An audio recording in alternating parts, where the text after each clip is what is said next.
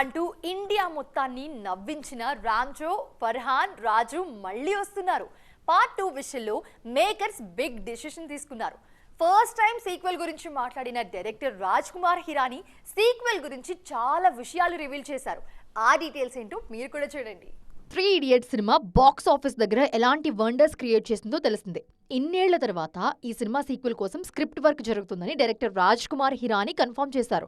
Writer Abhijat Joshi, Hirani కలిసి ఈ ప్రాజెక్ట్ను పట్టాలెక్కించే పనిలో బిజీగా ఉన్నట్లు కన్ఫర్మ్ చేశారు. రీసెంట్ ఇంటర్వ్యూలో సీక్వెల్ కాలేజ్ బ్యాక్డ్రాప్ లో ఉండదని తేల్చి చెప్పారు హిరానీ.